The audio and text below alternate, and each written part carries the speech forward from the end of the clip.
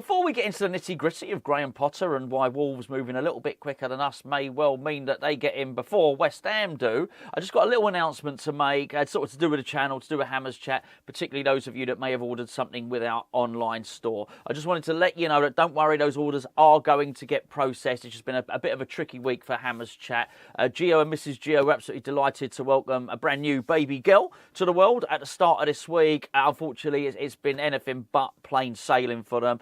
And unfortunately, the young baby has had to remain in hospital and still does now. So Gio and Mrs. Gio have obviously been in hospital all week. So it certainly is the plan over the next few days to start processing a few of those orders. So yeah, just if we could, just please really appreciate your patience on that. That'd be very, very much appreciated. Gio is fine, by the way. I should probably say that, but it's private business. And I don't particularly want to give any details unnecessarily out over this thing, but I've been totally aware that people keep messaging all the time and saying, how's Gio, is everything all right? So there you go, just a little update there. Right, on to the news at hand. It's Graham Potter again, but in the news today, not because of anything West Ham have done, probably because of something West Ham haven't done in many respects, and that is that Gary O'Neill has been sacked by Wolves. Unsurprising, wasn't it? He had his own El Sacchio this weekend, which obviously he lost. They look to be a club that are losing the bloody plot. You can see that with the way that, Lamina acted toward Jared Bowen and even his own coaching staff, actually, who were trying to calm him down after him and Jared Bowen had a little bit of a push and a pull after we beat them 2-1. And it now seems that a couple of their other players as well, Cunha being the lead protagonist, they've got their own discipline problems. And I couldn't help but wonder, if the whole disciplinary issue is maybe just a sort of factor, or maybe even a symptom, let's put it that way, of clubs when things aren't going well. Because West Ham's, let's be fair, West Ham's discipline's been really poor this season. We've had, Emerson's missing for this one, but he's by far not the worst protagonist in this. We've had touchline ban for the manager. Edson Alvarez has had 2 separate suspensions, hasn't he? We've had the long suspension for violent conduct for Kudus, and whilst I don't think it was particularly violent what he did, he got the 5-match ban. He certainly broke the rules, that much is clear. We've had 2 separate incidents in half-time rows in the dressing room, which have resulted in the manager having falling outs with players. I think my point is our discipline's really, really bad, isn't it? And I just wonder if that's sort of symptomatic of a club that's struggling, because you're certainly seeing that at Wolves. Anyway, I digress and go off on a tangent, as I often do. It has been basically suggested within the past hour that quite possibly Wolves want to now hire Graham Potter. I almost said it. I almost said the H bomb. Look, I don't care. Can I just say that now? I don't care. I've probably said it enough times, and for regular watchers, you'll know my list. My list has not changed since. Well, my list was pretty much the same even last season. Let's be fair, and it's Iraola and it's Marco Silva, and of course it's De Zerbi. Those I think are the coaches we probably should be going for.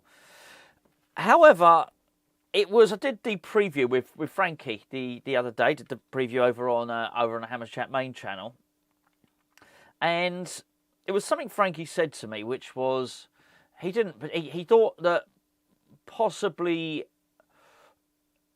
Potter had been given a bit of a bad rap because of his time at Chelsea. And I think what Frankie was saying was anyone would have struggled at Chelsea at that time. And I think that's probably been proven by successive managers.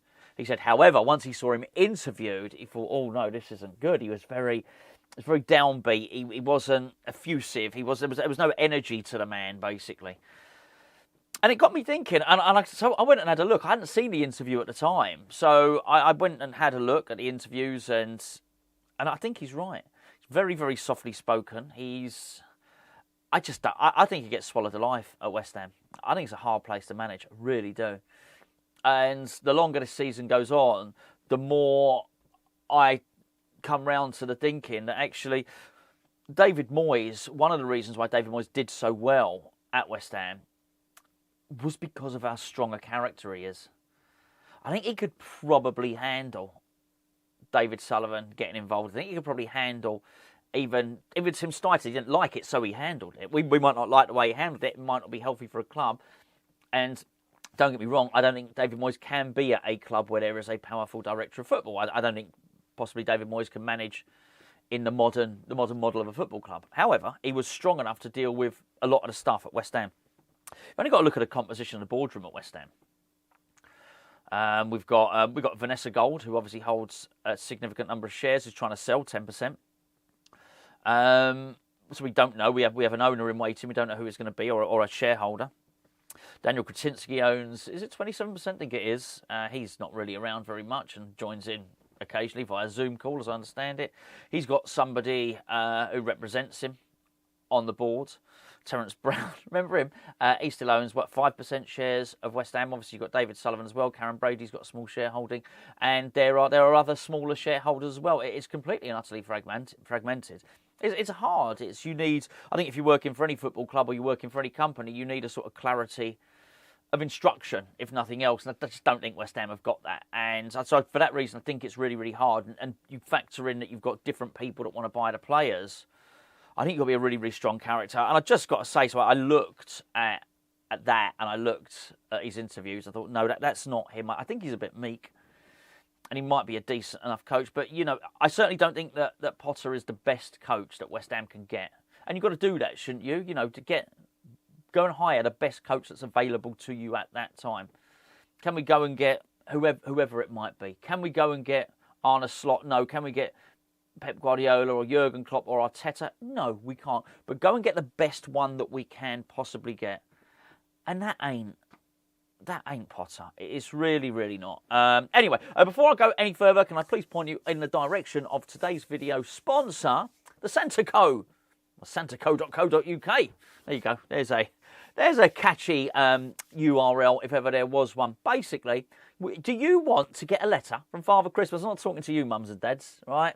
You've probably been very naughty. I'm talking to your sons and daughters. Do they want to get a letter from Father Christmas? We can all send Father Christmas a letter, but do we get one back? Well, we can make sure that you do by using the Santaco. I don't know, wherever the logo is, somewhere up there. Why would you want to use the Santaco? Well, I'll tell you why.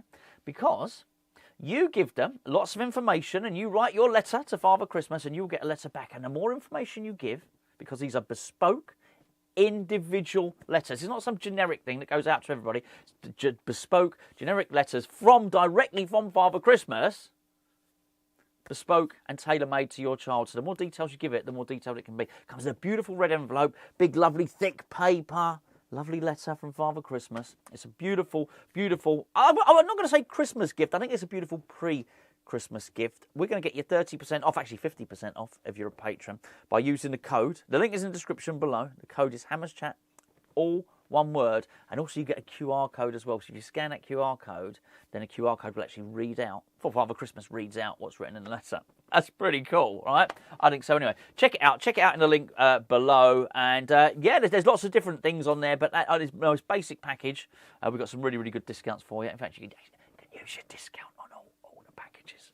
I don't know why I whispered that. You all heard it anyway, didn't you? Harry Potter. Him. So Wolves have sacked Gary O'Neill, and I've seen this being sort of portrayed as a little bit of bad news. You know what I mean? And I've already just laid out why I do believe that I'm not that bothered about it. Let him go. That's Frozen, by the way. Let him go. I'm not going to break into song. He may well do an half-decent job at Wolves. Who knows? I mean, clearly they need to do something because it looks pretty catastrophic there at the moment. But I am quite interested in what Potter's opinion will be of this. So if we are to believe that he was offered the job and he was being kept on ice, as we've said, Potter on ice, we've said it before. He thought he was going to get given the job after the Wolves game. We won that 2-1. Keep Potter on ice. So he is still there, apparently. So as I understand it, he had initially turned down the Wolves job, so I'm going to get West Ham. Now, once you've had that, once you've said to Potter, we'll give you the job, and then you've turned around and said, oh, actually, we need to give Lopetegui a bit more time. How long is he prepared to be understudy? I wouldn't do it for very long at all. As I say, please don't conflict that with me wanting him. I don't. I'm just trying to look at it from his point of view. I think if I were Wolves and I really wanted him, I'd go back in a second time, which I think is what's happened. And if I was Potter, I'd be saying, OK, do you know what? I will, because I can't trust that West Ham will get rid of Lopetegui. In fact, if you were Potter, you'd be thinking, even if Lopetegui loses against Bournemouth, you might be picking up the phone to David Sullivan or Zoom calling Mr. Krasinski and saying, am I ready now? Am I ready to go? That deal that we've agreed, can we start? Am I ready to start? Become West Ham's new head coach? I think you wouldn't be surprised if you were Graham Potter if what came back was, we're going to give him the Brighton game.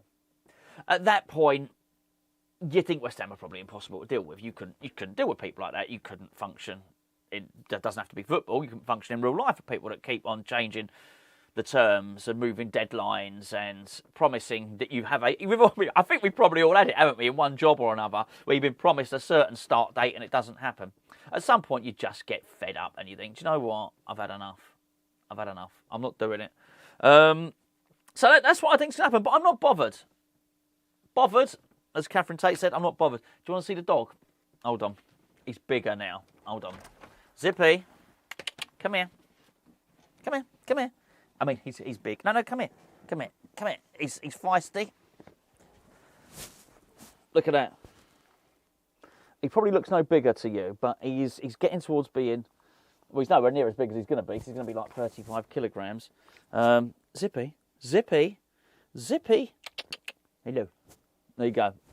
He's now biting my... Get off the Christmas jumper, mate. Get off the Christmas...